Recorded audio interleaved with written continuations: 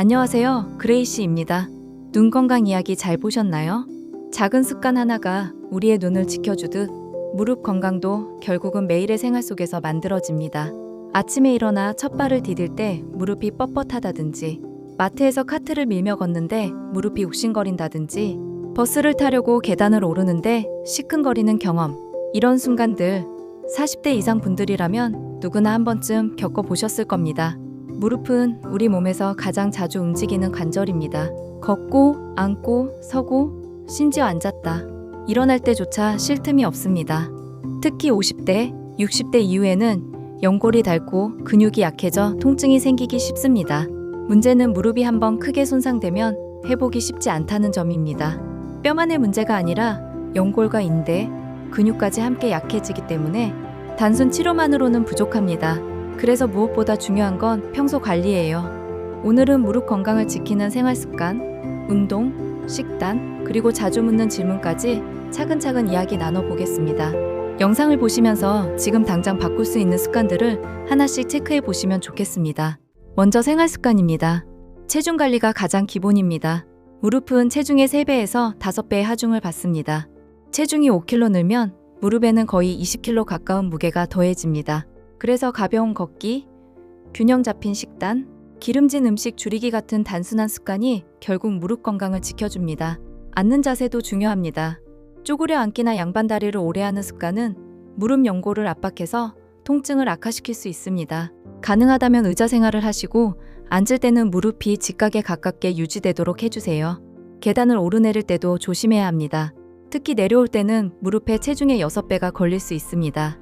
통증이 있다면 엘리베이터를 이용하는 게 안전하고, 꼭 계단을 써야 한다면 손잡이를 잡고 천천히 이동하시는 게 좋습니다. 신발 선택도 간과할 수 없습니다. 딱딱한 구두보다는 쿠션감 있는 운동화가 무릎 부담을 줄여줍니다.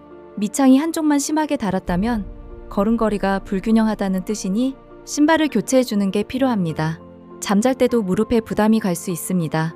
무릎이 불편하다면 베개를 무릎 아래 두어 각도를 살짝 완화해 보세요. 밤새 관절에 가해지는 압박을 줄여줍니다. 또한 무릎 보호대나 지팡이 같은 보조기구는 부끄러운 게 아닙니다. 오히려 체중을 분산시켜 관절을 더 오래 건강하게 쓰도록 도와주는 훌륭한 도구입니다. 이제 운동을 살펴볼까요? 무릎은 움직여야 건강해집니다. 다만 무리하게 쓰는 것이 아니라 주변 근육을 강화해서 무릎을 보호하는 것이 핵심입니다. 가장 기본적인 운동은 의자에 앉아 무릎 펴기입니다.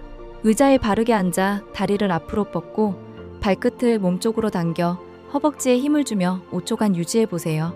천천히 내리면 됩니다. 좌우 교대로 하루 10회만 해도 허벅지가 점점 튼튼해집니다. 수건 무릎 누르기도 효과적입니다. 무릎 아래 수건을 두고 허벅지 힘으로 꾹 눌러 5초간 유지했다가 풀어줍니다. 허벅지 안쪽 근육이 단단해지면서 무릎을 잡아주는 힘이 커집니다. 실내 자전거도 무릎에 충격이 적고 혈액순환에 도움이 됩니다. 안장은 다리를 뻗었을 때 무릎이 살짝 구부러지는 정도로 맞추는 것이 좋습니다. 벽 스쿼트도 추천합니다. 벽에 등을 붙이고 무릎 각도를 90도로 유지한 채 10초간 버텨보세요. 허벅지와 엉덩이 근육이 강화됩니다. 운동 전후에는 반드시 스트레칭을 해주세요. 허벅지 앞뒤와 종아리를 각각 20초씩 늘려주면 부상을 예방하는 데 큰 도움이 됩니다. 혹시 지금 앉아서 이 영상을 보고 계신다면 다리를 쭉 뻗고 허벅지에 힘을 주어 보세요. 작은 동작이지만 바로 오늘의 첫 운동이 될 수 있습니다. 이제 조금 더 응용할 수 있는 운동도 소개해 드리겠습니다. 물속 걷기는 아주 훌륭한 운동입니다. 물의 부력이 무릎에 가는 하중을 줄여주면서도 근육은 더 많이 쓰게 해서 효과가 큽니다. 수영장이나 온천에 가실 기회가 있다면 꼭 시도해 보세요. 요가 동작도 도움이 됩니다. 고양이 자세나 아기 자세처럼 간단한 스트레칭만 해도 무릎과 허리가 부드럽게 풀립니다. 근력 밴드를 활용한 운동도 좋습니다.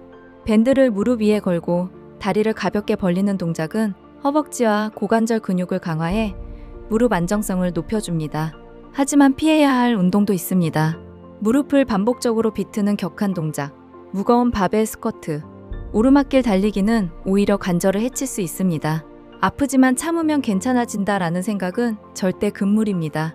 운동은 무릎을 지키기 위한 것이지 망가뜨리기 위한 게 아니니까요. 이번엔 식단 이야기로 넘어가겠습니다. 연골 건강에 도움이 되는 성분으로는 글루코사민, 콘드로이틴, MSM이 있습니다. 닭발, 소, 힘줄, 해조류, 일부 해산물에 들어있고 필요하면 보충제로도 섭취할 수 있습니다. 근육 유지를 위해 단백질은 필수입니다. 아침에는 달걀과 두유, 점심에는 생선이나 닭가슴살, 저녁에는 두부나 콩류를 곁들여 드시는 걸 추천합니다. 칼슘과 비타민 D도 중요합니다. 멸치, 우유, 버섯, 연어가 좋은 공급원이고 햇볕을 20분쯤 쬐어주는 것도 도움이 됩니다. 오메가3 지방산은 관절 염증 완화에 효과적입니다. 등푸른 생선, 견과류, 아마씨유를 자주 드셔보세요. 물도 잊지 마셔야 합니다. 윤활액을 유지하려면 하루 6에서 8잔 정도의 물을 나눠 마시는 게 필요합니다. 이쯤에서 많이들 물어보시는 질문을 몇 가지 풀어드리겠습니다. 무릎이 아픈데도 운동을 해야 할까요? 정말 많이 듣는 질문이에요. 정답은 상황에 따라 다르다입니다.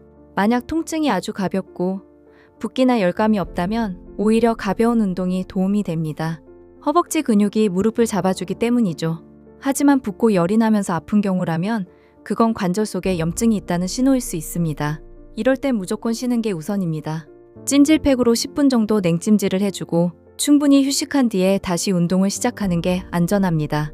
그러니 조금 아프다, 가볍게 움직이기, 많이 아프다 쉬기, 이렇게 구분해서 기억해 두시면 좋습니다. 보충제만 먹으면 괜찮을까요? 많은 분들이 글루코사민이나 콘드로이틴을 찾으시죠. 물론 도움이 될 수 있습니다. 하지만 보충제만으로는 부족합니다. 제가 자주 쓰는 비유가 있는데요. 보충제는 자동차의 보조 타이어와 같습니다. 네 바퀴가 멀쩡해야 차가 굴러가듯 식습관, 운동, 체중 관리가 먼저 갖춰져야 보충제가 제 역할을 합니다. 보충제는 혼자서 해결사가 아니라 든든한 조력자라고 생각하시면 됩니다. 무릎에서 소리가 나는 건 괜찮을까요? 걸을 때 뚝뚝 딱딱 소리가 나면 많이들 걱정하십니다. 통증이나 붓기가 없다면 단순히 관절 안의 기포가 터지는 소리일 수 있어요. 하지만 소리와 함께 통증이나 붓기가 동반된다면 꼭 검진을 받아보셔야 합니다. 특히 계단을 오르내릴 때마다 소리와 통증이 함께라면 퇴행성 관절염의 신호일 수도 있습니다. 찜질은 어떻게 해야 하나요? 이 부분도 헷갈리시죠? 기준은 간단합니다. 무릎이 뜨겁고 붓는 느낌이 있으면 냉찜질, 반대로 뻣뻣하고 찌뿌듯할 때는 온찜질이 좋습니다. 즉, 열감 붓기에는 차갑게, 뻣뻣함에는 따뜻하게 이렇게만 기억해 두셔도 큰 도움이 됩니다. 소파에 오래 앉아있는 건 괜찮을까요? 무릎은 오랫동안 구부러져 있으면 연골이 눌려서 통증이 심해질 수 있습니다. 특히 푹 꺼지는 소파는 허리까지 함께 부담을 주죠. 그래서 드라마 한 편 보셨다면 꼭 일어나서 다리를 쭉 펴주고 가볍게 스트레칭을 해주시면 좋습니다. 작은 습관이지만 무릎에는 정말 큰 도움이 됩니다. 이제 정리해 보겠습니다. 무릎 건강을 지키려면 생활 습관, 운동, 식단 이 세 가지가 기본입니다. 체중을 관리하고 바른 자세를 유지하고 계단 사용을 조심하세요. 운동은 허벅지와 엉덩이를 강화하는 방향으로 꾸준히 무리하지 않게 하시면 됩니다. 식단은 단백질, 칼슘, 비타민 D, 오메가3 그리고 물까지 꼭 챙겨주시고요. 무릎은 평생 우리를 지탱해주는 중요한 관절입니다. 작은 습관을 바꾸는 것만으로도 통증을 예방하고 삶의 질을 높일 수 있습니다. 앞으로는 허리, 손목, 어깨 건강까지 하나씩 다뤄드릴 예정입니다. 놓치지 않으려면 구독과 알림 설정 꼭 부탁드립니다. 저는 그레이시였습니다. 다음 영상에서 뵙겠습니다.